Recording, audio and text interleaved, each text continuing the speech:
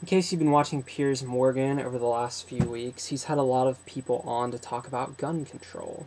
And as you know, Piers Morgan is a, Marxist from Great Britain, and he hates weapons, and he thinks we should all be like Great Britain, which is, has a sweeping ban on guns.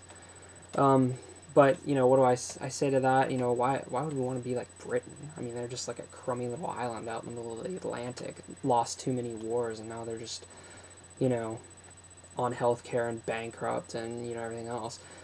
But there are a couple of good reasons to think that Piers Morgan is just flat out wrong about reducing gun violence in this country. First of all, Piers Morgan is always trying to tell us that Great Britain has a lower gun homicide rate than America. Well, that's because there's no guns in Great Britain. But that's like saying, it's the same thing as if America was to say, we're going to ban all pencils in America. And then at the end of the year, when we find out that there were no pencil related homicides in America, we can go around saying, well, look, we reduced crime. The fact is, Britain has the same crime rate that we do in this country, and actually a higher violent crime rate.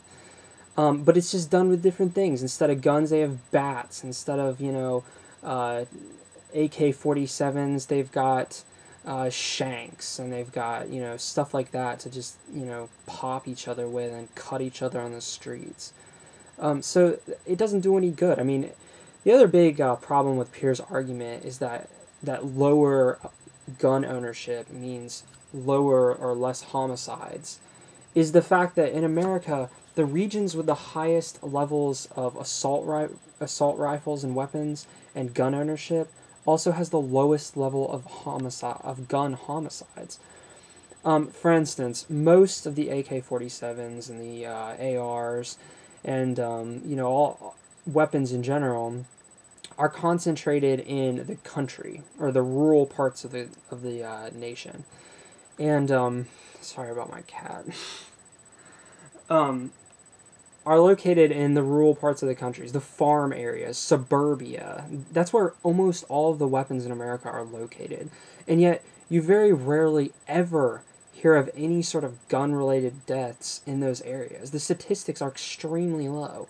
Almost all of the gun-related deaths are located in the inner city, with gang violence and low-income areas that go around killing each other with, nines and pistols and stuff. That's where almost all the gun-related homicides come from.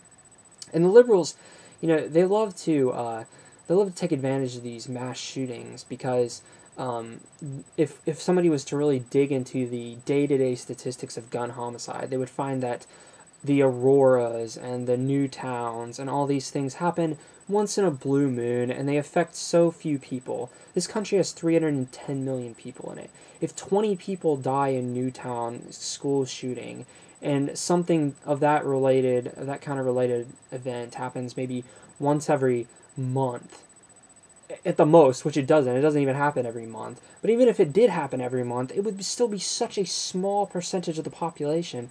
Probably more people died in that same month of ladder-related deaths, or their cat bit them and they got an infection. I mean, they love to take these big events and just splatter them all over the news and act like this is the typical. This is, But another thing that ticks me off about Piers Morgan and his gun nonsense is that he's always asking people, I've never heard anyone give me a good reason why anyone needs to own an assault weapon. And this is kind of surprising considering that almost everyone on his show gives him the same answer, which is that we need guns to protect ourselves from oppressive regimes, from a government takeover. And he loves to say, there was one guy on there that was a conservative commentator who'd wrote a book, and Piers Morgan's only response to that was, you realize how much a crazy person or a moron you sound like? But the fact is that oppressive regimes rising up and taking away their people's rights is actually the norm throughout history. If you think about just in the last century, Russia, China, Germany, Italy, the craziness going on in Mexico, who knows what's happening down there.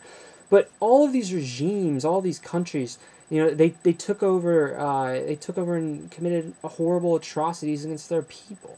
And it's like most countries, at one point or another, every single country, on Earth, or region on Earth, has been under some sort of dictatorial control.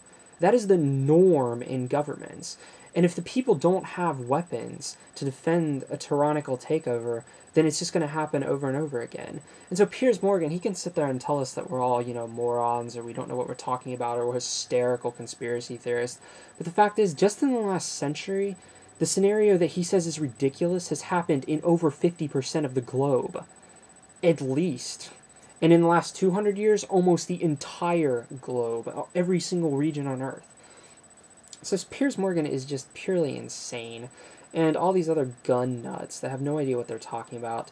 And this is just, I really believe that it's the government seizing more power. They don't want checks on their power like, the Second Amendment provides. They want complete control like the socialist Marxist governments in Soviet Russia and in Europe right now. And the fact is, regardless of what he says, the founding fathers wanted us to have weapons to protect ourselves from government tyranny. They made that very clear in the Federalist Papers. And Piers Morgan, he's not an American. He's he's from that, wimpy little island off the coast of Europe. And, his country